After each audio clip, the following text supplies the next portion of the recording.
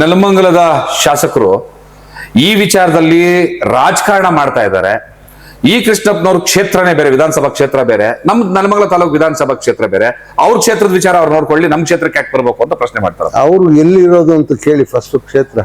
ನಾನು ಹುಟ್ಟಿ ಬೆಳೆದಿರೋದು ನೆಲಮಂಗಲ ತಾಲೂಕು, ನೆಲಮಂಗಲದವರು. ನಾವು ರಾಜಕಾರಣ ಮಾಡೋಕ್ಕೆ ಇದನ್ನು ಹೋರಾಟ ಮಾಡ್ತಾ ಇಲ್ಲ. ಜನಗಳ ದೃಷ್ಟಿಯಲ್ಲಿ ಜನಗಳಿಗೆ ಮುಂದಾಗುವ ದುಷ್ಪರಿಣಾಮದ ಬಗ್ಗೆ ನಾವು ಮಾತಾಡ್ತಾ ಇದ್ದೀವಿ. ಅಂದ್ರೆ ನಿಮ್ ಪ್ರಕಾರ ಕಾಂಗ್ರೆಸ್ಸಿನ ಕಾರ್ಯಕರ್ತರು ಶಾಸಕರಿಗೆ ತಮ್ಮ ಮಿದುಳನ್ನ ಅಡ ಇಟ್ಬಿಟ್ಟಿದ್ದಾರೆ ಅಂತ? ಖಂಡಿತವಾಗಿ ಸ್ವಂತ ಯೋಚನೆಯಿಂದ ಮಾಡ್ತಾ ಇಲ್ಲ. ಖಂಡಿತವಾಗೂ ಇಲ್ಲ. ಯಾವುದೋ ಒಂದು ಕಾರ್ಯಕ್ರಮ ಮಾಡುವಾಗ ಸರಿ ತಪ್ಪು ಯಾವಾಗ ಗೊತ್ತಾಗುತ್ತೆ ಅಂದ್ರೆ ಅನುಭವಿಸ್ತಾ ಗೊತ್ತಾಗುತ್ತೆ. ಕ್ಷಮೆ ಕೇಳಿ ಅಂದ್ರೆ ಅಷ್ಟು ದೊಡ್ಡವರ ಇವರಾಗ್ಲೇ. ಈ ಅಪಾಯಕಾರಿಯಾದಂತ ಕೆಲಸವನ್ನ ಇಂದಿನ ಶಾಸಕರಾದ್ರು ಯಾಕೆ ತಂದ್ರು? ಅವಾಗ ನೀವ್ ಯಾಕೆ ಮಾತಾಡ್ಲಿಲ್ಲ? ಜೈಲ್ಗೆ ಹೋದ್ರು ಚಿಂತೆ ಇಲ್ಲ ಅಂತ ಕಾಮಗಾರಿ ತಡೆಯುವಂತ ಒಂದು ಚಳವಳಿ ಇದುವರೆಗೂ ರೂಪಿಸ್ಲಿಲ್ವಲ್ಲ? ಅಂದ್ರೆ ಪೊಲೀಸ್ಗೆ ಎದುರ್ಕೊಂಡು ಸುಮ್ಮನಾಗ್ತಾ ಇದ್ದೀರಾ ನೀವು. ನೆಲಮಂಗಲ ತಾಲೂಕಿನಲ್ಲಿ ಈಗ ಬಹಳ ದೊಡ್ಡ ಚರ್ಚೆ ಏರ್ಪಟ್ಟಿರುವಂತದ್ದು ಋಷಭಾವತಿ ನದಿ ನೀರನ್ನ ನೆಲಮಂಗಲಕ್ಕೆ ಹರಿಸ್ತಾರೆ ಅನ್ನುವಂಥ ವಿಚಾರ. ಋಷಭಾವತಿ ನದಿ ನೀರು ನೆಲಮಂಗಲಕ್ಕೆ ಹರಿಸಿದ್ರೆ ವಿವಾದ ಯಾಕೆ ಆಗ್ಬೇಕು, ಚರ್ಚೆ ಯಾಕೆ ಆಗ್ಬೇಕು ಅಂತ ಪ್ರಶ್ನೆ ಹೇಳ್ಬೋದು. ಆದ್ರೆ ವಿಷಯ ಏನು ಅಂತಂದ್ರೆ, ಈ ಋಷಭಾವತಿ ನದಿ ಅನ್ನೋದು ಈಗ ಸದ್ಯ ಪರಿಸ್ಥಿತಿನಲ್ಲಿ ಅದು ನದಿನೇ ಅಲ್ಲ. ಯಾಕೆಂತಂದ್ರೆ ಬೆಂಗಳೂರಿನ ಎಲ್ಲ ತ್ಯಾಜ್ಯ ವಸ್ತುಗಳು, ಸಹಜವಾಗಿ ಹೇಳ್ಬೇಕು ಅಂತಂದ್ರೆ ಮನುಷ್ಯನ ಉಚ್ಚೆ, ಕಕ್ಕಸ್ಸು, ಇವೆಲ್ಲವೂ ಕೂಡ ಸೇರಿರದೆ ಇವತ್ತು ಋಷಭಾವತಿ ನದಿ ಅಂತ ಕರೆಸ್ಕೊಂಡಿರುವಂತದ್ದು. ನೀವು ಕೆಂಗೇರಿ ಮೋರಿ ಅಂತ ಏನ್ ಕರಿತೀವಿ, ನದಿ ಅಂತ ಕರೀದಿಲ್ಲ, ಕೆಂಗೇರಿ ದೊಡ್ಡ ಮೋರಿ ಅಂತಾನೆ ಕರಿತೀವಿ. ಆ ನೀರನ್ನ ನೆಲಮಂಗಲಕ್ಕೆ ಕರೆಸುವಂಥದ್ದು. ಫಿಲ್ಟರ್ ಮಾಡಿ ಕೊಡ್ಬಹುದಲ್ವಾ? ದೇಶ ವಿದೇಶಗಳಲ್ಲಿ ಜಗತ್ತಿನಾದ್ಯಂತ ಇಂಥ ಒಂದು ನೀರನ್ನ ಫಿಲ್ಟರ್ ಮಾಡಿ ಕುಡಿಯೋದಕ್ಕೆ ಅವಕಾಶ ಇದೆ, ತಂತ್ರಜ್ಞಾನ ಬೆಳೆದಿದೆ. ಸಮುದ್ರದ ನೀರನ್ನೇ ಫಿಲ್ಟರ್ ಮಾಡಿ ಉಪಯೋಗಿಸ್ತಾರೆ. ಏನ್ ತಪ್ಪು? ಮಾಡ್ಬೋದಲ್ವಾ? ತಂತ್ರಜ್ಞಾನ ಬೆಳೆದಿರುವಾಗ ಏನು ಸಮಸ್ಯೆ ಆಗ್ತದೆ ಅನ್ನೋ ಪ್ರಶ್ನೆ ಕೂಡ ಬರ್ಬಹುದು. ಆದರೆ ಇಲ್ಲಿ ಮುಖ್ಯವಾದ ಸಮಸ್ಯೆ ಇರುವಂತದ್ದು ಏನು ಅಂತಂದ್ರೆ, ಈ ಋಷಭಾವತಿ ನದಿ ಅನ್ನಿಸ್ಕೊಂಡಂತಹ ಕೊಳಚೆ ನೀರು ಅಥವಾ ವಿಷ, ಅಕ್ಷರಶಃ ವಿಷ, ಇಡೀ ಬೆಂಗಳೂರು ಮತ್ತು ಬೆಂಗಳೂರು ಗ್ರಾಮಾಂತರ ಜಿಲ್ಲೆ, ಕೋಲಾರ ಎಲ್ಲ ಕಡೆಯಿಂದ ಬರುವಂತಹ ಒಂದು ಕಾರ್ಖಾನೆಗಳ ವಿಷ ತ್ಯಾಜ್ಯ. ಕಾರ್ಖಾನೆಗಳಲ್ಲಿ ಮೆಷಿನ್ ಕ್ಲೀನ್ ಮಾಡುವಂಥದ್ದಕ್ಕೆ, ಯಾವ್ದಾದ್ರು ಪ್ರೊಡಕ್ಷನ್ ವಿಚಾರಕ್ಕೆ ಸಂಬಂಧಪಟ್ಟಂತದ್ದಕ್ಕೆ, ಹಲವು ಕಾರಣಗಳಿಗೆ ಉಪಯೋಗಿಸುವಂತಹ ಆಸಿಡ್ಗಳು ಮತ್ತು ಬೇರೆ ಬೇರೆ ತರಹದ ಕೆಮಿಕಲ್ಗಳು, ಆ ಇಂಡಸ್ಟ್ರಿಯಿಂದ ಬರುವಂತಹ ಸಂಪೂರ್ಣ ತ್ಯಾಜ್ಯ ಎಲ್ಲವನ್ನೂ ಕೂಡ ಸೇರ್ಕೊಂಡಿರುವಂತಹ ಈ ಋಷಭಾವತಿ ಅನ್ನುವಂತಹ ವಿಷವನ್ನ ನೆಲಮಂಗಲಕ್ಕೆ ತರುವಂತ ಕೆಲಸ ಆಗ್ತಾ ಇದೆ. ಇಡೀ ತಾಲೂಕಿನಾದ್ಯಂತಹ ಪಕ್ಷಾತೀತವಾಗಿ, ಸಂಘಟನಾತೀತವಾಗಿ ಎಲ್ಲರೂ ಕೂಡ ಈ ಋಷಭಾವತಿಯನ್ನ ನೆಲಮಂಗಲ ತರಬಾರದು ಅನ್ನೋ ವಿರೋಧವನ್ನ ವ್ಯಕ್ತಪಡಿಸ್ತಾ ಇದ್ದಾರೆ. ನೆಲಮಂಗಲ ತಾಲೂಕಿನ ಶಾಸಕರು ಮಾತ್ರ ಇಲ್ಲ, ಇದು ಸರಿ, ಇದರಿಂದ ಏನೋ ಅಂತರ್ಜಲ ಮಟ್ಟ ವೃದ್ಧಿ ಆಗತ್ತೆ, ನೆಲಮಂಗಲದ ಜಾನುವಾರುಗಳಿಗೆ, ಕುಡಿಯೋದಕ್ಕೆ, ಕೃಷಿಗೆ ಎಲ್ಲ ಅನುಕೂಲ ಆಗುತ್ತೆ ಅನ್ನುವಂತ ವಾದವನ್ನ ಮುಂದೆ ಇಡ್ತಾ ಇದ್ದಾರೆ. ಜೊತೆಗೆ ಇದು ನನ್ನ ಯೋಜನೆ ಅಲ್ಲ, ಈ ಹಿಂದೆ ಇದ್ದಂತಹ ಶಾಸಕರು ತಂದಂತ ಯೋಜನೆ, ಹಾಗಾಗಿ ಅದನ್ನ ಮುಂದುವರಿಸ್ತೀವಿ ನಾವು ಅನ್ನುವಂಥದ್ದ ಒಂದು ಮೊಂಡು ಆಟವನ್ನ ಹಿಡಿದು ಕೂತಿದ್ದಾರೆ. ಸೊ ಈ ಸಂದರ್ಭದಲ್ಲಿ ಈ ಹೋರಾಟ ಮತ್ತೆ ಇದರ ಹಿನ್ನೆಲೆ, ಮುನ್ನೆಲೆ, ಕಾರಣಗಳು ಇವೆಲ್ಲವನ್ನು ಕೂಡ ನೆಲಮಂಗಲ ತಾಲೂಕಿನ ಮತ್ತು ಇಡೀ ಕರ್ನಾಟಕದ ಮತ್ತು ಸರ್ಕಾರಕ್ಕೆ ಗಮನಕ್ಕೆ ತರುವಂತದ್ದು ನಮ್ಮ ಎದೆಗಾರಿಕೆ ಚಾನೆಲ್ನ ಮುಖ್ಯ ಧ್ಯೇಯ ಆಗಿರೋದ್ರಿಂದ ಈ ಬಗ್ಗೆ ನಮ್ಮ ಜೊತೆ ಇವತ್ತು ಮಾತಾಡೋದಕ್ಕೆ ನೆಲಮಂಗಲ ತಾಲೂಕಿನ ರಾಜಕೀಯ ಧುರೀಣರು ಮತ್ತು JDS ನ ರಾಜ್ಯ ನಾಯಕರು, ವಿಧಾನ ಪರಿಷತ್ತಿನ ಮಾಜಿ ಸದಸ್ಯರು ಆದಂತಹ ಈ ಕೃಷ್ಣಪ್ಪನವರು ನಮ್ಮ ಜೊತೆಲಿದ್ದಾರೆ. ಅವ್ರನ್ನ ನಾನು ಈ ಕಾರ್ಯಕ್ರಮಕ್ಕೆ ಸ್ವಾಗತಿಸ್ತಾ ಈ ವಿಚಾರಕ್ಕೆ ಸಂಬಂಧಪಟ್ಟಂತೆ ಒಂದಷ್ಟು ಪ್ರಶ್ನೆಗಳನ್ನ ಅವ್ರ ಮುಂದೆ ಇಡೋದಕ್ಕೆ ಇಷ್ಟಪಡ್ತಾ ಇದ್ದೇನೆ. ಸರ್, ಕಾರ್ಯಕ್ರಮಕ್ಕೆ ಸ್ವಾಗತ. ಸರ್ ನಮಸ್ಕಾರ. ನಿಮ್ಮ ಚಾನಲ್ಗೆ, ಸುದ್ದಿವಾಹಿನಿಗೆ ತುಂಬ ಸ್ವಾಗತವನ್ನು ಬಯಸ್ತಾ. Thank you sir, thank you sir. ಈ ಋಷಭಾವತಿ ಏನ್ ವಿವಾದ, ಏನು ಋಷಭಾವತಿ ವಿವಾದ? ಮೊದಲನೇದಾಗಿ ಏನು ನೋಡಿ, ಋಷಭಾವತಿ ಅನ್ನೋದು ನದಿನೇ ಅಲ್ಲ. ನೀವು ಹೇಳಿದ್ರಲ್ಲ ಕೆಂಗೇರಿ ಕೊಚ್ಚೆ ನೀರು ಅಂತ. ಈ ಕೊಚ್ಚೆ ನೀರನ್ನ ನಾವು ಬೆಂಗಳೂರು ಗ್ರಾಮಾಂತರ ಜಿಲ್ಲೆಯಲ್ಲಿ, ಅದರಲ್ಲೂ ದೊಡ್ಡಬಳ್ಳಾಪುರ ಮತ್ತು ನೆಲಮಂಗಲಕ್ಕೆ ಹರಿಸ್ತೀವಿ ಅಂತ ಹೇಳಿ DPR ಮಾಡಿದ್ದಾರೆ ಅಂತ ಈಗಿನ ಶಾಸಕರು ಹೇಳ್ತಾ ಇದ್ದಾರೆ. ಇದನ್ನು ವಿರೋಧ ಮಾಡಿದವರು ದೊಡ್ಡಬಳ್ಳಾಪುರದವರು, ಅದನ್ನು ಕ್ಯಾನ್ಸಲ್ ಮಾಡಿದ್ರು. ಇಲ್ಲಿ ನೆಲಮಂಗಲದಲ್ಲಿ ತರ್ತೀವಿ 110 ಕೆರೆಗೆ ಅಂದರು, ಆಮೇಲೆ 69 ಕೆರೆ ಅಂದರು, ಮತ್ತೇನು ಪ್ಲಸ್ ಮೈನಸ್ ನಡೀತಾ ಇದೆ. ನಮ್ಗೆ ಒಂದು ಕೆರೆ ನೀರು ಬೇಡ. ಯಾಕೆ ಅಂದರೆ ಇದೇ ತಾಲೂಕಿನ ಪರಿಸರದಲ್ಲಿ ತಿಪ್ಪಗೊಂಡಳ್ಳಿ ಕೆರೆ ಇದೆ. ಇದನ್ನ ಆಲ್ರೆಡಿ ಕುಡಿಯೋಕ್ಕೆ ಅರ್ಹ ಇಲ್ಲ ನೀರು ಅಂತ ಹೇಳಿ ನಿಲ್ಲಿಸಿದ್ದಾರೆ. ಇದು ತಿಪ್ಪಗೊಂಡಳ್ಳಿಗೆ KC ವ್ಯಾಲಿ ಮತ್ತು ಇನ್ನೊಂದು ವ್ಯಾಲಿ HN ವ್ಯಾಲಿ, 2 ವ್ಯಾಲಿಗಳ ನೀರನ್ನ ಸನ್ಮಾನ್ಯ ರಮೇಶ್ ಕುಮಾರ್ ಅವರು ತುಂಬಾ ಖುಷಿಯಿಂದ ತಗೊಂಡೋಗಿ ಅವ್ರ ಕಣ್ಣಲ್ಲಿ ನೀರು ಹಾಕ್ತಾ ಇದ್ದಾರೆ. ಹೌದು ಹೌದು. ಕಾರಣ ಏನಂದ್ರೆ ಇವ್ರಿಗೆ ಎಲ್ಲ ನಂಬಿಸಿದ್ದು ಏನು, ಈ ನೀರು ಹರಿಸುವಾಗ ಟರ್ಷರಿ ಟ್ರೀಟ್ಮೆಂಟ್ ಮಾಡಿ ಬಿಡ್ತೀವಿ ಅಂತ ಹೇಳಿರೋದು. ಅದು ಯೋಗ್ಯವಾಗಿದೆ ಆ ನೀರು. ಇವರು ಅದನ್ನ ಮಾಡಕ್ ಸಾಧ್ಯ ಇಲ್ಲ. ಯಾಕೆಂದ್ರೆ ಇಡೀ ಪ್ರಪಂಚದಲ್ಲಿ ಇವತ್ತಿನವರೆಗೂ ಟರ್ಷರಿ ಟ್ರೀಟ್ಮೆಂಟ್ ಮಾಡಿ ಎಲ್ಲೂ ಕೊಡಕ್ ಸಾಧ್ಯ ಆಗಿಲ್ಲ. ಯಾಕೆಂದ್ರೆ ಖರ್ಚು ಅದು ನಿಮ್ಮ ಬ್ರಿಸ್ಲರಿ ವಾಟರ್ಗಿನ್ನ ಜಾಸ್ತಿ ಖರ್ಚು ಬರ್ತದೆ. ಆದ್ರೆ ಆ ನೀರು ನೀವು ಹ್ಯೂಮನ್ ಡಿಸ್ಚಾರ್ಜ್ ವಾಟರ್ ಆದ್ರೆ ಮಾಡ್ಬೋದು. ಈ ನಮ್ಮಲ್ಲಿ ಏನಾಗಿದೆ, ಪಿಣಿ ಇಂಡಸ್ಟ್ರಿಯಲ್ ಟೌನ್ ಇರ್ಬೋದು, ಜಿಗಣಿ ಇರ್ಬೋದು, ಬೇರೆ ಬೇರೆ ಇಂಡಸ್ಟ್ರಿಯಲ್ ಟೌನ್ ಅಲ್ಲಿ ಕಾರ್ಖಾನೆಗಳು, ಹೌದು, ತುಂಬಾ ಕಾರ್ಖಾನೆಗಳಿದಾವೆ, ಸಾವಿರಾರು ಸಂಖ್ಯೆಯಲ್ಲಿ ಇದಾವೆ. ಆ ತ್ಯಾಜ್ಯನು ಇದ್ರ ಜೊತೆ ಮಿಕ್ಸ್ ಮಾಡೋದ್ರಿಂದ ಇದುವರೆಗೂ ಹೇಳ್ತಾರಲ್ಲ ಪ್ರಪಂಚಾದ್ಯಂತ ಅಲ್ಲಿ ಇದು ತ್ಯಾಜ್ಯ, ಕೃಷಿ ತ್ಯಾಜ್ಯ ಬೇರೆ, ಹ್ಯೂಮನ್ ಡಿಸ್ಚಾರ್ಜ್ ಬೇರೆ, ಮತ್ತೆ ಈ ಇಂಡಸ್ಟ್ರಿಯಲ್ ಡಿಸ್ಚಾರ್ಜ್ ಬೇರೆ ಮಾಡ್ಕೊಂಡು ನೀರನ್ನ ತರಿಸಿ ಮಾಡಿ ಜನಗಳು ಕೊಡ್ತಾರೆ. ನಮ್ಮಲ್ಲಿ ಆ ವ್ಯವಸ್ಥೆ ಇನ್ನೂ ಆಗಿಲ್ಲ. ಸಾಲದ ಇದಕ್ಕೆ ಈಗ ಅಂತರ್ಜಲ ಮೇಲ್ಮಟ್ಟ ತರ್ತೀವಿ ಅಂತಾರಲ್ಲ, ಅಂತರ್ಜಲ ಬೇಕಾಗೇ ಇಲ್ಲ ನಮ್ಗೆ. ಈಗ ಕಳೆದ 4 ವರ್ಷದಿಂದ ಮಳೆ ಆಗೋದ್ರಿಂದ ಎಲ್ಲಾ ಕಡೆ ನೀರಿದೆ. ಅಲ್ಲ, ಅದು ಶಾರ್ಟ್ ಟರ್ಮ್. ನೀವ್ ಹೇಳೋದು 4 ವರ್ಷದಿಂದ, ಕಳೆದ ವರ್ಷ ನೀರ್ ಬಂದಿದೆ, 4 ವರ್ಷದಿಂದ ಸಮಸ್ಯೆ ಇಲ್ಲ ಅಂತ. ಇನ್ ಫ್ಯೂಚರ್ ಕೇಳಿ, ನಾವು ತಮಿಳ್ನಾಡು ಕೊಡ್ಬೇಕಾದ್ರೆ 171 TMC ನಮ್ಮ ಕಾವೇರಿ ಬೇಸಿನಿಂದ ಕೊಡಬೇಕು. ಇದು ಕಾವೇರಿ ಬೇಸಿನ್ ನೀರೇ. ಇದು ಅಷ್ಟೊಂದು ಪರ್ಫೆಕ್ಟ್ ಆಗಿದ್ರೆ ಅವ್ರು ಅದು ನ್ಯಾಚುರಲ್ ಫ್ಲೋ ಆಗುತ್ತೆ. ನಮಗೆ ಹೇಮಾವತಿ ಈ ಕಡೆಯಿಂದ ಬರ್ತಾ ಇದ್ದಾರೆ, ಎತ್ತಿನಹೊಳೆ, ಅದ್ರಲ್ಲಿ ಕೊಡ್ಲಿ, ಅದಕ್ಕೆ ಎಕ್ಸ್ಟ್ರಾ ಟ್ರೀಟ್ಮೆಂಟೇ ಇಲ್ವಲ್ಲ. ಈಗ ನಮ್ಮ ತಾಲೂಕಿನಲ್ಲಿ ಸಾಕಷ್ಟು ಕೊಳವೆ ಪೈಪ್ ಲೈನ್ಗಳು ಹೋಗಿದ್ದಾವೆ. ಹೇಮಾವತಿ ಇದೆ, ಎತ್ತಿನಹೊಳೆ 2 ಹೋಗಿದ್ದಾವೆ. ಅದ್ರಲ್ಲಿ ಕೊಡಕ್ ಆಗ್ತಾ ಇಲ್ಲ. ಉಲ್ಟಾ ರಿವರ್ಸ್ ಅಲ್ಲಿ ತ್ಯಾಜ್ಯ ನೀರು ಕೊಡಕ್ ಹೊರಟಿದ್ದಾರೆ ಹೊರತು ಜನಗಳ ಆರೋಗ್ಯ ಆಗ್ಲಿ, ಜನಗಳ ತೊಂದರೆ ಆಗ್ಲಿ ಪಾಲಿಸುವಂತ ಶಾಸಕರು ಇಲ್ಲ, ಜನಪ್ರತಿನಿಧಿಗಳು ಇಲ್ಲ ಇಲ್ಲಿ. ಈಗ ನೆಲಮಂಗಲದ ಶಾಸಕರು ಈ ವಿಚಾರದಲ್ಲಿ ರಾಜಕಾರಣ ಮಾಡ್ತಾ ಇದ್ದಾರೆ. ಈ ಕೃಷ್ಣಪ್ಪನವ್ರ ಕ್ಷೇತ್ರನೇ ಬೇರೆ, ವಿಧಾನಸಭಾ ಕ್ಷೇತ್ರ ಬೇರೆ, ನಮ್ ನೆಲಮಂಗಲ ತಾಲೂಕು ವಿಧಾನಸಭಾ ಕ್ಷೇತ್ರ ಬೇರೆ. ಅವ್ರ ಕ್ಷೇತ್ರದ ವಿಚಾರ ಅವ್ರು ನೋಡ್ಕೊಳ್ಳಿ, ನಮ್ ಕ್ಷೇತ್ರಕ್ಕೆ ಯಾಕೆ ಬರ್ಬೇಕು ಅಂತ ಪ್ರಶ್ನೆ ಮಾಡ್ತಾರೆ. ಅವ್ರು ಎಲ್ಲಿರೋದು ಅಂತ ಕೇಳಿ ಫಸ್ಟ್ ಕ್ಷೇತ್ರ. ನಾನು ಹುಟ್ಟಿ ಬೆಳೆದಿರೋದು ನೆಲಮಂಗಲ ತಾಲೂಕು, ನೆಲಮಂಗಲದವನೇ. ನನ್ನ ಜೀವನಾಡಿ ಇರೋದೇ ನೆಲಮಂಗಲದಲ್ಲಿ. ನನ್ನ ಕೃಷಿ ತೋಟ ಎಲ್ಲ ಇರೋದು ನೆಲಮಂಗಲದಲ್ಲಿ. ನಾನು ಆ ಕ್ಷೇತ್ರದಲ್ಲಿ MLC ಕೂಡ ಆಗಿದ್ದೆ. ಹೌದು. ಅವರು ನನ್ನ ಪ್ರಶ್ನೆ ಮಾಡಕ್ ಅವ್ರು ಯಾರು ಅನ್ನೋದು ಫಸ್ಟ್ ನಮ್ಗೆ ಹೇಳಿ ಜನಗಳಿಗೆ. ನೆಲಮಂಗಲಕ್ಕೂ ಅವ್ರಿಗೂ ಸಂಬಂಧ ಏನಿದೆ ಅದನ್ನ ಅವ್ರು ಅರ್ಥ ಮಾಡ್ಕೋಬೇಕು. ನಿಮ್ಮ ಬೆಟ್ಟ ನಾನು ನಿಮ್ಗೆ ತೋರಿಸಿದ್ರೆ ನಮ್ ಕಡೆ ತೋರಿಸುತ್ತೆ. ಮತ್ತೆ ಇನ್ನೊಂದು ವಿಚಾರ ಮೊನ್ನೆ ಇಟ್ಟಿದ್ದಾರೆ. ಈ ಯೋಜನೆ ತಂದಿದ್ದು ನಾನಲ್ಲ, ಈ ಹಿಂದಿನ ಶಾಸಕರು ತಂದಿದ್ದು. ಈ ಹಿಂದಿನ ಶಾಸಕರು ಇದನ್ನು ತರುವಾಗ ಇದು ಸಮರ್ಪಕವಾಗಿದೆ, ವೈಜ್ಞಾನಿಕವಾಗಿದೆ, ನೆಲಮಂಗಲ ಜನಕ್ಕೆ ಒಳ್ಳೇದಾಗುತ್ತೆ ಅಂತಾನೆ ರಿಪೋರ್ಟ್ ಮಾಡ್ಕೊಂಡು ತಂದಿದ್ದಾರೆ. ಕ್ಯಾಬಿನೆಟ್ ಅಲ್ಲಿ ಇದು ಅಪ್ರೂವ್ ಆಗಿದೆ. ನಾನ್ ಹೆಂಗ್ ಇದನ್ನ ತಡಿಲಿ? ಹಿಂದಿನ ಸರ್ಕಾರ ಶಾಸಕರನ್ನ ಕೇಳಲಿ, ಅವ್ರು ಯಾವಾಗ ಹೋರಾಟಕ್ಕೆ ಬರ್ತಾ ಇದಾರೆ, ಇವರೆಲ್ಲ ಸೇರ್ಕೊಂಡು ರಾಜಕಾರಣ ಮಾಡ್ತಾ ಇದಾರೆ ಅಂತ ಹೇಳ್ತಾರೆ. ಈಗ ಶಾಸಕರು ನಾನು ಕೇಳೋದು, ಆ ಶಾಸಕರು ಮಾಡಿರೋದು ಮುಂದುವರಿಸ್ತಾ ಇದ್ದಾರಾ, ಇವ್ರದೇ ಆದ ಪರಿಕಲ್ಪನೆಯಲ್ಲಿ ಹೊಸತನ ತೋರಿಸ್ತಾ ಇದ್ದಾರಾ ಹೇಳ್ಬೇಕು. ಇಲ್ಲ ಆ ಶಾಸಕರು ಮಾಡಿದ್ದೇ ಮಾಡೋದು ಅಂತ ಜನಗಳ ಮುಂದೆ ಹೇಳಿ. ಈಗ ಆ ಶಾಸಕರು ಒಂದು ಆಸ್ಪತ್ರೆ ಮಾಡಿದ್ರು ಮೈಲನಹಳ್ಳಿ ಹತ್ರ, ಅಲ್ಲೇ ಮಾಡ್ಲಿ, ಬೇರೆ ಕಡೆ ಜಾಗ ಹೋಗ್ತಾ ಇದ್ದಾರೆ. ಅಂದ್ರೆ ಅವ್ರು ಏನ್ ಮಾಡಿದಾರೆ ಅದನ್ನೇ ನೀವು ಮುಂದುವರ್ಸೋದ, ಎಲ್ಲೂ ಅವ್ರ ಲೆಕ್ಕ ಕೊಡೋದಾದ್ರೆ ಅದನ್ನೇ ಮುಂದುವರ್ಸ್ಕೊಂಡು ಹೋಗಿ. ಆಗ ಆ ಶಾಸಕರನ್ನು ಇದೇ ಅವ್ರ ಜೊತೆಗೆ ನಾವು ಸೇರಿ ಹೋರಾಟ ಮಾಡ್ತೀವಿ. ಇನ್ನೊಂದು ಮುಖ್ಯವಾದ ಪ್ರಶ್ನೆ ಇದೆ ಇಲ್ಲಿ. ನೀವು ನೆಲಮಂಗಲ ತಾಲೂಕಿನಲ್ಲಿ JDS ಮತ್ತೆ BJP ಅವರು ಇಬ್ರು ಒಟ್ಟಾಗಿ ಸೇರಿ ಈ ಒಂದು ಹೋರಾಟನ, ಮತ್ತೆ ಬೇರೆ ಬೇರೆ ಪಕ್ಷದವರು ಸೇರಿ, ಎಲ್ಲಾ ಪಕ್ಷಗಳು ಸೇರಿ ಪಕ್ಷಾತೀತವಾಗಿ ಮಾಡ್ತಾ ಇದ್ರಿ. ಆದ್ರೆ ಯಲಹಂಕದ ಶಾಸಕರು ವಿಶ್ವನಾಥ್ ಅವರು ಈ ಯೋಜನೆ ಬಗ್ಗೆ ಸಕಾರಾತ್ಮಕವಾಗಿ ಮಾತಾಡಿದ್ದಾರೆ, ಪಾಸಿಟಿವ್ ಆಗಿ ಅದು ಬೇಕು, ಅದು ಒಳ್ಳೇದು ಅಂತ ಮಾತಾಡಿದ್ದಾರೆ. ಮತ್ತೆ ಇವ್ರು ಏನು ವಿರೋಧ ಮಾಡ್ತಾರೆ, ಇದೆಂತ ರಾಜಕಾರಣ ಅಂತ ಕೇಳ್ತಾರೆ. ನಾವು ರಾಜಕಾರಣ ಮಾಡೋಕೆ ಇದನ್ನು ಹೋರಾಟ ಮಾಡ್ತಾ ಇಲ್ಲ. ಜನಗಳ ದೃಷ್ಟಿಯಲ್ಲಿ ಜನಗಳಿಗೆ ಮುಂದಾಗುವ ದುಷ್ಪರಿಣಾಮ ಬಗ್ಗೆ ನಾವು ಮಾತಾಡ್ತಾ ಇದ್ದೀವಿ. ಯಲಹಂಕ ಕ್ಷೇತ್ರ ಶಾಸಕರು ಮಾತಾಡಿರ್ಬೋದು, ಅವ್ರಿಗೆ ಯಾವುದೇ ಜಲಸಂಪನ್ಮೂಲಗಳು ಬೇಕಾಗಿಲ್ಲ ಅವ್ರಿಗೆ. ಎಲ್ಲಿ ಬಿಟ್ರು ನಡೆಯುತ್ತೆ. ಅವರೇ ಕೊಚ್ಚೆಯನ್ನು ನಿರ್ಮಾಣ ಮಾಡೋರು, ಅವರೇ ಅದನ್ನ ಇಟ್ಕೊಳ್ಬಹುದು.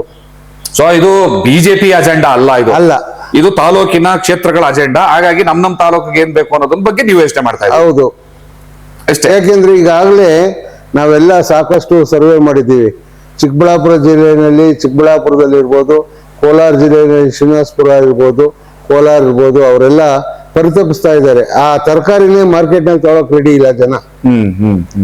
ಈಗ ಅಲ್ಲೂ ಇದೇ ತಾನೇ HN ವ್ಯಾಲಿ, KC ವ್ಯಾಲಿದು ನೀರು ಹೋಗಿರೋದು, ಇದೇ ಟ್ರೀಟ್ಮೆಂಟ್ ತಾನೇ ಮಾಡಿರೋದು, ಇದೇ ಅಂತರ್ಜಲ ಅಭಿವೃದ್ಧಿ ತಾನೇ ಮಾಡಿರೋದು. ಈಗ ಶಾಸಕರೊಬ್ರು ಇದನ್ನ ತಂದೆ ತರ್ತೀನಿ ಅಂತ ಕೂತಿದ್ರೆ ಅದು ಏನೋ ದೊಡ್ಡ ಇದಾಗ್ತಿರ್ಲಿಲ್ಲ. ಆದ್ರೆ ಈಗ ಕಾಂಗ್ರೆಸ್ ಇರ್ಲಿ, JDS ಇರ್ಲಿ, ಬಿಜೆಪಿ ಇರ್ಲಿ, ಜನನೇ, ಮತದಾರರು ಮತದಾರರೇ, ಆ ಕ್ಷೇತ್ರದ ನಿವಾಸಿಗಳು ನಿವಾಸಿಗಳೇ, ಅವರು ಕೂಡ ಮನುಷ್ಯರೇ. ಕಾಂಗ್ರೆಸ್ ಪಕ್ಷದ ಕಾರ್ಯಕರ್ತರೆಲ್ಲರೂ ಕೂಡ ಇಲ್ಲ ಇದು ಸರಿಯಾಗಿದೆ, ವೈಜ್ಞಾನಿಕವಾಗಿದೆ, ಇದನ್ನ ತರೋದ್ರಿಂದ ಒಳ್ಳೇದಾಗುತ್ತೆ, ಕೆಟ್ಟದೇನು ಆಗೋದಿಲ್ಲ ಅಂತ ವಾದ ಮಾಡ್ತಾ ಇದ್ದಾರೆ. ಹಾಗಾದ್ರೆ ಅವರು ಈ ನೀರನ್ನ ನಾಳೆ ದಿನ ಕುಡಿಯೋದಿಲ್ವಾ? ಅವ್ರಿಗೆ ಇದು ಅನ್ವಯಿಸೋದಿಲ್ವಾ? ಈಗ ಅವ್ರು ವಾದ ಮಾಡೋರು ಹೆಂಗೆ ಅಂದ್ರೆ, ಕಳ್ಳನವರಮ್ಮನ ಕಣಿ ಕೇಳಿದ್ರೆ ನನ್ನ ಮಗ ಕಳ್ಳ ಅಂತ ಹೇಳ್ತಾರ. ಅವ್ರ ಆರೋಗ್ಯದ ವಿಚಾರ, ಮಕ್ಕಳ ವಿಚಾರ, ಅವ್ರ ಜನ ಜಾನುವಾರು ಕೃಷಿ. ಈಗ ಅವರು ಅದಕ್ಕೆ ಆಸ್ಪದ ಕೊಟ್ಟಿಲ್ಲ. ಆ ಬುದ್ಧಿಗೆ ಆಸ್ಪದ ಕೊಟ್ರೆ ಹೌದಾ ಅಲ್ವಾ, ನಾವು ಕೂಗು ಸರಿನಾ ತಪ್ಪ ಅಂತ ಹೋದ್ರೆ ಪರವಾಗಿಲ್ಲ. ಅವ್ರು ವಾದಿಸ್ಬೇಕು. ನಾನು JDS ಅಂತಾನೋ, ಇನ್ನೊಬ್ರು BJP ಅಂತಾನೋ, ಇನ್ನೊಬ್ರು ಬೇರೆ ಪಕ್ಷ ಅಂತಾನೋ ಹೋದ್ರೆ ಅದನ್ನೇ ವಾದಿಸ್ಬೇಕು ಅಂದ್ರೆ ಅವ್ರಿಗೇನಾಗ್ಬೇಕು? ಅಂದ್ರೆ ನಿಮ್ ಪ್ರಕಾರ ಕಾಂಗ್ರೆಸ್ಸಿನ ಕಾರ್ಯಕರ್ತರು ಶಾಸಕರಿಗೆ ತಮ್ಮ ಮಿದುಳನ್ನ ಅಡ ಇಟ್ಬಿಟ್ಟಿದ್ದಾರೆ ಅಂತ? ಖಂಡಿತವಾಗ ಸ್ವಂತ ಯೋಚನೆಯಿಂದ ಮಾಡ್ತಾ ಇಲ್ಲ. ಖಂಡಿತವಾಗೂ ಇಲ್ಲ. ಅವ್ರು ಬರ್ಲಿ, ಅದನ್ನು ವಾದಿಸ್ತಾರೋ ನನ್ನ ಜೊತೆಲಿ ಬರ್ಲಿ, ನಾನೇ ಬಸ್ ಮಾಡ್ಕೊಂಡು ಕರ್ಕೊಂಡು ಹೋಗ್ತೀನಿ. ಅದನ್ನ ಸಾಧಕ ಬಾಧಕನ ಹೇಳ್ತೀನಿ. ಮೊನ್ನೆ ಪ್ರೆಸ್ ಮೀಟ್ ಅಲ್ಲೂ ಹೇಳಿದ್ದೀನಿ, ಅಲ್ಲಿರೋ ಎಲ್ಲಾ ಕೆರೆಗಳಲ್ಲೂ ಇದು ದನ ಕರುಗಳು ಕುಡಿಯೋಕೆ ನೀರು ಇಲ್ಲ ಅಂತ ಅವರೇ ಸರ್ಕಾರನೇ ಬೋರ್ಡ್ ಹಾಕಿದೆ. ಒಂದು ಪಂಚಾಯತಿನಲ್ಲಿ ಒಂದು ಸೂಚನೆ ಕೊಟ್ಟಿದೆ, ಯಾವುದೇ ಬೋರ್ವೆಲ್ ನೀರನ್ನು ನೀವು ಕುಡಿಬೇಡಿ, RO ವಾಟರ್ ಕುಡೀರಿ, ಇದು ಕುಡಿಯೋಕೆ ಯೋಗ್ಯ ಇಲ್ಲ ಅಂತ ಪಂಚಾಯತಿ. ನನಗೆ ಇನ್ನೊಂದು ಸ್ವಲ್ಪ ವೈಜ್ಞಾನಿಕವಾಗಿ ಈ ನೀರನ್ನ ತರೋದ್ರಿಂದ ಅಪಾಯ ಅಂತ ಹೇಳ್ತಾ ಇದ್ದೀರಾ, ಬಟ್ ಹೇಗೆ ಅಂತ ಯಾರು ಹೇಳ್ತಾ ಇಲ್ಲ. ನೀವು ಈ ಹೆಚ್ಚು ಜನಕ್ಕೆ ಈ ವಿಚಾರ, ಇದರಿಂದ ಯಾವ ಮಟ್ಟದ ಅಪಾಯ ಆಗ್ಬೋದು, ಈ ನೀರು ಬಂದು ಕೆರೆಗಳಲ್ಲಿ ಸ್ಟೋರ್ ಆಗೋದ್ರಿಂದ ಅಲ್ಲಿ ಏನ್ ರೀತಿ ಫಾರ್ಮೇಶನ್ ಆಗ್ಬೋದು ಅನ್ನೋದನ್ನ ಹೇಳ್ತಾ ಇಲ್ಲ ನೀವು. ಇದು ಏನಾಗುತ್ತೆ, ಕ್ರಮೇಣ ಕೆರೆ ತುಂಬಿದ ಮೇಲೆ ಏನು ಇಂಡಸ್ಟ್ರಿಯಲ್ ಲಿಕ್ವಿಡ್ ಇದೆ ಮತ್ತೆ ಇದೆ, ಲೇಯರ್ ಆಗ್ಬಿಟ್ರೆ ಅಂತರ್ಜಲ ನೀರು ಇರೋದೇ ಇಲ್ಲ. ಅದು ಒಂದು ಪ್ಲಾಸ್ಟಿಕ್ ಲೇಯರ್ ನಿರ್ಮಾಣ ಆದ್ಮೇಲೆ ಯಾವ ನೀರು ಇಂಗೋದೇ ಇಲ್ಲ. ಫಿಲ್ಟರ್ ಮಾಡಿ ಬಿಡ್ತೀವಿ ಅಂತ ಹೇಳ್ತಿದಾರಲ್ವಾ? ಅವರು ಫಿಲ್ಟರ್ ಮಾಡೋದು ಸೆಕೆಂಡ್ರಿ ಮಾಡ್ತಾರೆ, ಟರ್ಷರಿ ಮಾಡೋದೇ ಇಲ್ಲ ಅವರು. ಸೆಕೆಂಡ್ರಿ ವಾಟರ್ ಯಾವುದಕ್ಕೂ ಯೋಗ್ಯ ಅಲ್ಲ ಅದು. ಮತ್ತೆ ಈಗ ಡಾಕ್ಟರ್ ಸುಧಾಕರ್ ಅವರು ಕೂಡ ಜವಾಬ್ದಾರಿಯುತವಾದಂತಹ ಒಬ್ಬ ವ್ಯಕ್ತಿಯಾಗಿ ಈ ಜಿಲ್ಲೆಯ ಉಸ್ತುವಾರಿ ಸಚಿವರಾಗಿದ್ದಂಥವ್ರು, ಇಂದಿನ ಶಾಸಕರು, ಅವರು ಇದಕ್ಕೆ ಅಪ್ರೂವಲ್ ಕೊಡಿಸಿದ್ದಾರೆ. ಇಂದಿನ ಶಾಸಕರು ಅಪ್ರೂವಲ್ ಕೊಡಿಸಿದ್ದಾರೆ. ರಮೇಶ್ ಕುಮಾರ್ ಅವರು ಕೂಡ ಈ ಯೋಜನೆಯನ್ನು ತಗೊಂಡೋಗಿದ್ದಾರೆ. ಸೊ ಅವರೆಲ್ಲ ಬರ್ಲಿ, ನಾವು ಮಾಡಿದ್ದು ಸರಿಯಲ್ಲ, ತಪ್ಪಾಗಿದೆ, ಕ್ಷಮಿಸಿ ಅಂತ ಕ್ಷಮೆ ಕೇಳಲಿ, ಅವಾಗ ನಾನು ಇದನ್ನ ಬಿಟ್ಬಿಡ್ತೀನಿ ಅಂತಾರೆ ಅಂತ ಈಗಿನ ಶಾಸಕರು ಹೇಳ್ತಾ ಇದ್ದಾರೆ. ಈ ಮಾತನ್ನ ಹೆಂಗ್ ಅರ್ಥ ಮಾಡ್ಕೊಳ್ತೀರಿ? ಈಗ ಕೇಳಿ, ಇವ್ರು ರಾಜಕಾರಣ ಮಾಡ್ಲಿ, ರಮೇಶ್ ಕುಮಾರ್ ಅವರು, ಸುಧಾಕರ್ ಅವರು, ಅವ್ರು ಹೇಳೋಂಥವ್ರೆಲ್ಲ ಇವತ್ರ ಬಂದು ಕ್ಷಮೆ ಕೇಳೋಷ್ಟು ಅಯೋಗ್ಯರಲ್ಲ. ಯಾವುದೋ ಒಂದು ಕಾರ್ಯಕ್ರಮ ಮಾಡುವಾಗ ಸರಿ ತಪ್ಪು ಯಾವಾಗ ಗೊತ್ತಾಗುತ್ತೆ ಅಂದ್ರೆ ಅನುಭವಿಸ್ತಾ ಗೊತ್ತಾಗುತ್ತೆ. ಕ್ಷಮೆ ಕೇಳಿ ಅಂದ್ರೆ ಅಷ್ಟು ದೊಡ್ಡವರ ಇವ್ರಾಗ್ಲೇ ಅಲ್ಲ. ನನಗೆ ಕ್ಷಮೆ ಕೇಳಿದ್ರೆ ಸಮಸ್ಯೆ ಪರಿಹಾರ ಒಂದು ಅರ್ಥ ಆಗ್ತಾ ಇಲ್ಲ. ಅವರು ತಪ್ಪು ಮಾಡಿದ್ದಾರೆ, ಅವ್ರು ತಪ್ಪು ಮಾಡಿದ ನಾನು ಮುಂದುವರಿಸ್ತೀನಿ. ಅಲ್ಲಲ್ಲ, ರಮೇಶ್ ಕುಮಾರ್ ಅವರು ನಾನು ಮಾಡಿದ ತಪ್ಪು ಅಂತ ಹೇಳಿದ್ದಾರೆ. ಸಾಕಷ್ಟು ಸಾರ್ವಜನಿಕ ಸಭೆಗಳು ಹೇಳಿದ್ದಾರೆ, ಮೀಡಿಯಾದಲ್ಲೂ ಹೇಳಿದ್ದಾರೆ. ನೀವು ಈ ಇಡೀ ಆಗುವಂತಹ ಮುಂದಿನ ಏನು ಅಪಾಯಗಳಿದಾವಲ್ಲ, ಇದನ್ನ ಇಡೀ ತಾಲೂಕಿನ ಅಥವಾ ಇಡೀ ತಾಲೂಕು ಅಂತಂದ್ರೆ ಒಂದು ತಾಲೂಕಿನ ಅಂತರ್ಜಲ ವಿಷಕಾರಿ ಆಯ್ತು ಅಂತಂದ್ರೆ ಪಕ್ಕದ ಮಾಗಡಿಗೂ ಅದಾಗ್ಬೋದು, ಯಾಕಂದ್ರೆ ಬಾರ್ಡರ್ ಲೈನ್ಗಳಲ್ಲಿ, ಈ ಕಡೆ ದೊಬ್ಲಾಪುರಕ್ಕೂ ಆಗ್ಬೋದು, ಆ ಕಡೆ ತುಮಕೂರು ಭಾಗಕ್ಕೂ ಆಗ್ಬೋದು. ಈ ತರ ಅಂದ್ರೆ ನಮ್ಮ ನೆಲಮಂಗಲ ತಾಲೂಕನ್ನ ಸುತ್ತುವರೆದಂತಹ ತಾಲೂಕುಗಳನ್ನೆಲ್ಲ ಸೇರಿಸ್ಕೊಂಡು ಪ್ರತಿ ಜನಸಾಮಾನ್ಯರಿಗೂ ತಲುಪೋ ನಿಟ್ಟಿನಲ್ಲಿ ಏನ್ ಕಾರ್ಯಕ್ರಮಗಳನ್ನ ರೂಪಿಸ್ತಿದ್ದೀರಿ ನೀವು ಅಂತ? ನಾವು ಈಗ ಸದ್ಯಕ್ಕೆ ಏನಾದ್ರು ಶಿವಾವತಿ ಹೋರಾಟ ಸಮಿತಿ ಅಂತ ಒಂದು ಸಂಘ ರಿಜಿಸ್ಟರ್ ಮಾಡಿದ್ದೀವಿ. ಈಗಾಗಲೇ ಎಲ್ರಿಗೂ ಅರಿವು ಮೂಡ್ಬೇಕಲ್ಲ. ಈಗ ನಾವು ಹೇಳಿದ್ರೆ ನೀವು ಕೇಳ್ತಾ ಇದ್ದೀರಿ, ಹಾಗೆ ನಾವು ಹೇಳೋದು ಸಾರ್ವಜನಿಕವಾಗಿ ಏನಾಗುತ್ತೆ, ಒಂದು ಸರ್ಕಾರ ಶಾಸಕ ಇದ್ದಾಗ ಅವನು ಹೇಳಿ ಸುಳ್ಳೆಲ್ಲನೂ ಒಪ್ಕೊಳಕ್ ಶುರುವಾಗಿರ್ತದೆ. ಸತ್ಯ ಯಾವಾಗ ನಿಧಾನವಾಗುತ್ತೆ, ಅದನ್ನ ಮೆಂಬರ್ಶಿಪ್ ಮಾಡ್ತಾ ಇದ್ದೀವಿ. ಮೆಂಬರ್ಶಿಪ್ ಆಗಿದೆ, ಈಗಾಗಲೇ ಸಾಕಷ್ಟು ಅರಿವು ಜನಗಳಿಗೆ ಬಂದಿದೆ. ಮುಂದಿನ ದಿವಸಗಳಲ್ಲಿ ಪರಿಸರವಾದಿಗಳು ಮತ್ತೆ ಒಳ್ಳೆ ರಿಟೈರ್ಡ್ ಜಡ್ಜ್ಗಳು ಮತ್ತೆ ಹೋರಾಟ ಸಮಿತಿಗೆ ಕೋಲಾರದಿಂದ ಚಿಕ್ಕಬಳ್ಳಾಪುರದಿಂದ ಎಲ್ಲರೂ ಬರ್ತಾರೆ. ಎಲ್ರಿಗೂ ಅರಿವು ಮೂಡಿಸೋ ಕೆಲಸವನ್ನು ಮಾಡ್ತೀವಿ. ರಾತ್ರೋರಾತ್ರಿ ಮಾಡೋ ಕೆಲಸ ಅಲ್ಲ. ಹೌದು, ಸರ್ಕಾರದ ಗಮನಕ್ಕೆ ತರೋದಕ್ಕೆ ಈ ಸಂಬಂಧಪಟ್ಟಂತಹ ಇಲಾಖೆಯ ಸಚಿವರು, ಮುಖ್ಯಮಂತ್ರಿಗಳು ಇವ್ರನ್ನ ಭೇಟಿ ಮಾಡಿ ಮಾತಾಡುವಂಥದ್ದು ಏನಾದ್ರು ಆಗಿದ್ಯಾ ಅಥವಾ ಇನ್ನೂ ಆಗಿಲ್ವಾ? ಇಲ್ಲ, ಇನ್ನು ನಾವು ಸ್ಟಾರ್ಟ್ ಮಾಡಿದ್ದೀವಿ ಅಷ್ಟೇ. ಈಗಿನ್ನು ಶುರುವಾಗಿದೆ. ಮುಂದಿನ ದಿವಸಗಳಲ್ಲಿ ಖಂಡಿತವಾಗೂ ಅದು ಮಾಡ್ತೀವಿ. ಇನ್ನೊಂದು ವಿಚಾರ, ಶ್ರೀಪತಿಹಳ್ಳಿ, ದೇವರಕೆರೆ, ಸಾಸ್ಲಕೆರೆ ತುಂಬಿ ನಂತರ ಮಾರ್ಕೆನಹಳ್ಳಿ ಡ್ಯಾಮ್ ಸೇರುತ್ತೆ. ಆ ನೀರು ತಗೊಂಡೋಗಿ ಯಡಿಯೂರು ಸಿದ್ಧಲಿಂಗೇಶ್ವರನ ಅಭಿಷೇಕ ಮಾಡ್ತಾರೆ ಅನ್ನೋದೊಂದು. ಅಂದ್ರೆ ಶ್ರೀಪತಿಹಳ್ಳಿ, ದೇವರಕೆರೆ, ನಿರ್ಮಲ ತಾಲೂಕಲ್ಲಿ ಇರುವಂತಹ ಸಾಸ್ಲಕೆರೆ ಇವೆಲ್ಲ ತುಂಬಿದ್ಮೇಲೆ ಮಾರ್ಕೆನಹಳ್ಳಿ ಡ್ಯಾಮ್ಗೆ ಹೋಗ್ತದೆ. ಆ ಡ್ಯಾಮ್ ನ ನೀರನ್ನೇ ತಗೊಂಡೋಗ್ಬಿಟ್ಟು ಯಡಿಯೂರು ಸಿದ್ಧಲಿಂಗೇಶ್ವರ ಅವ್ರಿಗೆ ಅಭಿಷೇಕಕ್ಕೆ ಉಪಯೋಗಿಸುವಂತದ್ದು. ಸೊ ಈಗ ಯಡಿಯೂರು ಸಿದ್ಧಲಿಂಗೇಶ್ವರ ದೇವರಕೆರೆಗೆ ನೂರಾರು ಗ್ರಾಮಗಳಲ್ಲಿ ದೇವರು ಯಾವುದೇ ಶುದ್ಧೀಕರಣ ಮಾಡ್ಬೇಕಾದ್ರೆ ದೇವರಕೆರೆಗೆ ಬಂದೇ ಶುದ್ಧೀಕರಣ ಮಾಡೋದು. ಆ ಕೆರೆ ವೈಶಿಷ್ಟ್ಯ ಏನಂದ್ರೆ ಸುತ್ತು ಬೆಟ್ಟ ಇದೆ, ಶಿವಗಂಗೆ ಪಕ್ಕದಲ್ಲೇ. ಹೌದು, ಅದು ಯಾವ ಕಾಲದಲ್ಲೂ ಅದು ಹಿಂಗದೇ ಇಲ್ಲ. ಅದಕ್ಕೆ ಜಲಸಂಪನ್ಮೂಲ ಚೆನ್ನಾಗಿದೆ. ಅದಕ್ಕೆ ಈ ನೀರು ಸೇರಿಸ್ತೀನಿ ಅಂದ್ರೆ ಅದಕ್ಕಿಂತ ಭ್ರಷ್ಟಾಚಾರ ಇದ್ದಾರ. ನೆಲಮಂಗಲ ತಾಲೂಕಿನ ಕೆರೆ ಏನು, ನೆಲಮಂಗಲ ಟೌನ್ ಅಲ್ಲಿ ಇರುವಂತಹ ಕೆರೆ, ಅಮಾನಿ ಕೆರೆ, ಈಗಾಗಲೇ ಹೂಳು ತುಂಬಿಕೊಂಡು ಅದಂತ ಗಿಡಗಳೆಲ್ಲ ಬೆಳ್ಕೊಂಡು ಎಲ್ಲ ಗಬ್ಬು ನಾರ್ತಾ ಇದೆ. ಬಹುಶಃ ಅದನ್ನ ಕ್ಲೀನ್ ಮಾಡಿದ್ರೆ, ನಾವು ಬಹುಶಃ ಚಿಕ್ಕಂದಿಂದ ಕೂಡ ನಾವು ನೋಡಿದೀವಿ, ಕ್ಲೀನ್ ಮಾಡ್ಕೊಂಡ್ರೆ ಈ ನಗರಕ್ಕೆ ಯಾವತ್ತಿಗೂ ಕೂಡ ನೀರಿನ ಕೊರತೆ ಆಗದೆ ಇರುವಷ್ಟು ನೀರು ತುಂಬಬಹುದು. ಬಿನ್ಮಂಗ್ಲ ಕೆರೆ ಕೂಡ ಇದೆ, ಬಟ್ ಹೆಚ್ಚು ಕಮ್ಮಿ ತುಂಬಾ ಒತ್ತುವರಿಗಳಾಗಿದ್ದಾವೆ. ಇದನ್ನ ಕ್ಲಿಯರ್ ಮಾಡೋದಕ್ಕೆ ಕೊಡ್ಬೇಕಾಗಿರುವಂತಹ ಕಾಳಜಿ ಅಥವಾ ಮುತುವರ್ಜಿ ಈ ನೀರನ್ನ ತರೋದಕ್ಕೆ ಮಾಡ್ತಾ ಇದ್ರಲ್ಲ, ಇದರಿಂದ ಏನ್ ಹುನ್ನಾರ ಇರ್ಬೋದು ಅಥವಾ ಏನ್ ಲಾಭ ಇರ್ಬೋದು ಅಂತ? ಅದು ಜಗಜ್ಜಾಹಿರ. ಅದ್ರ ಹಿಂದೆ ಹುನ್ನಾರ ಏನಿಲ್ಲ. ಅದು ಈಗ ಗೊತ್ತಿದೆ, 40%, 50%, 60% ಅಂದ. ಅದು ಎಷ್ಟು ಪರ್ಸೆಂಟ್ ಇದೆಯೋ ಅದಕ್ಕೆ ಅಷ್ಟು ಒತ್ತು ಕೊಟ್ಟು ಮಾತಾಡ್ತಾ ಇದ್ದಾರೆ. ಈಗ ಜನಪ್ರತಿನಿಧಿಯಾಗಿ ಜನಗಳ ಕಷ್ಟವನ್ನ ಡಿಬೇಟ್ ಕರೀಲಿ, ನಾನು ಬರ್ತೀನಿ. DPR ಆಗಿದೆ, ಅವರು ಕ್ಷಮೆ ಕೇಳಿ, ಇವ್ರು ಕ್ಷಮೆ, ಯಾರು ಕ್ಷಮೆ ಕೇಳ್ಬೇಕು? ಇವ್ರು ಯಾರ್ಯಾರು ಕ್ಷಮೆ ಕೇಳಿದ್ದಾರೆ? ಈಗ ಬಹಿರಂಗವಾಗಿ ಶಾಸಕರನ್ನ ನಾವು ಚರ್ಚೆಗೆ ಆಹ್ವಾನ ಮಾಡಿದ್ರೆ, ಸಾರ್ವಜನಿಕವಾಗಿ ಪಬ್ಲಿಕ್ ಅನ್ನು ಕರೆದು ತಾವು ಕೂಡ ನಾನೇ ಪ್ರಪೋಸ್ ಮಾಡಿದ್ದೀನಿ, ಬರ್ಲಿ ಅವರು ನನಗೆ ಉತ್ತರ ಕೊಡ್ಲಿ ಯಾವ ತರದಲ್ಲಿ. ಇದೆಲ್ಲ ಬಿಟ್ಬಿಡ್ಲಿ. ಅವ್ರು ಮಾಡಿದ್ರು DPR, ಅವ್ರು ಮಾಡಿದ್ರೆ ಅವ್ರ ಕಾರ್ಯಕ್ರಮಗಳನ್ನೇ ಮುಂದುವರ್ಸಾದ್ರೆ ಅದನ್ನೇ ಮುಂದುವರ್ಸಿ. ಒಂದ್ ಕಡೆ ಹೇಳ್ತೀರಿ ಆ ಶಾಸಕರು ಏನು ಮಾಡಿಲ್ಲ, ಏನು ಮಾಡದೇ ಇರೋ ಕೆಲಸ ನೀವ್ ಯಾಕೆ ಎತ್ತಿ ತೋರಿಸ್ತಿದ್ರಿ? ಇದು ಮಾಡಿಲ್ಲ ಅಂತ. ಈ ಅಪಾಯಕಾರಿಯಾದಂತ ಕೆಲಸವನ್ನ ಇಂದಿನ ಶಾಸಕರಾದ್ರು ಯಾಕೆ ತಂದ್ರು? ಅವಾಗ ನೀವ್ ಯಾಕೆ ಮಾತಾಡ್ಲಿಲ್ಲ? ಈಗ ಕೇಳಿ, ಒಂದೊಂದು ಪ್ರಪೋಸಲ್ ಕೊಟ್ರಲ್ಲ, ಪ್ರಪೋಸಲ್ ಬಂದಾಗಲೇ ಯಾಕೆ ವಿರೋಧ ಮಾಡ್ಲಿಲ್ಲ? ಈ ಪ್ರಪೋಸಲ್ ಏನಾಯ್ತು, HN ವ್ಯಾಲಿ, KC ವ್ಯಾಲಿ ಇದ್ದಲ್ಲಿ ಇನ್ನೂ ರಿಸಲ್ಟ್ ಸ್ಟಾರ್ಟ್ ಆಗಿಲ್ಲ, ರಿಸಲ್ಟ್ ಬಂದಿರ್ಲಿಲ್ಲ. ಆಗ ಬಿಟ್ರು ಎಲ್ಲ ಬೋರ್ವೆಲ್ ವಾಟರ್ ಲೆವೆಲ್ ಜಾಸ್ತಿ ಆಗುತ್ತೆ ಅದು ಇದು ಅಂತ ಅವ್ರಿಗೆ ಹೇಳಿದ್ರು. ಒಬ್ಬ ಶಾಸಕರು, ಹಿಂದಿನ ಶಾಸಕರು, ಅವರು ಕೂಡ ವೈದ್ಯರಾಗಿದ್ರು, ಅವ್ರಿಗೆ ಅದೊಂದು ಸಣ್ಣ ಅರಿವು ಬರ್ಲಿಲ್ವಾ ಈ ಮುಂದಿನ ಅಪಾಯಗಳ ಬಗ್ಗೆ? ಅದನ್ನ ಹೇಳ್ತೀನಿ. ಏನಾಯ್ತು, ರಮೇಶ್ ಕುಮಾರ್ ಅವರು ಅದನ್ನ ಕುಡ್ದೇ ಬಿಟ್ರು ನೀರ್ನ. ಅದು ಯಾವ ಇದರಲ್ಲಿ ಶುದ್ಧೀಕರಣ ಆಗಿತ್ತು ಏನೋ ಗೊತ್ತಿಲ್ಲ. ಅಂದ್ರೆ ನೀವ್ ಹೇಳಿದಾಗೆ ಕಮಿಷನ್ ಆಸೆಗೆ ಅವರು ಕೂಡ ಅಲ್ಲ, ಕಮಿಷನ್ಗೆ ಅಂತಲ್ಲ, ಅವರು ಇದು ಈ ನೀರು ಇಷ್ಟೊಂದು ಆರೋಗ್ಯದ ಮೇಲೆ ಅಥವಾ ಪರಿಸರದ ಮೇಲೆ ಇದು ಆಗುತ್ತೆ ಅಂತ ಅರಿವಿರಲಿಲ್ಲ ಯಾರು. ನೋಡಿ, ಕೆಲವೊಂದು ವಿಷಯಗಳು ಅನುಭವಿಸಿದಾಗಲೇ ಅರ್ಥ ಆಗೋದು.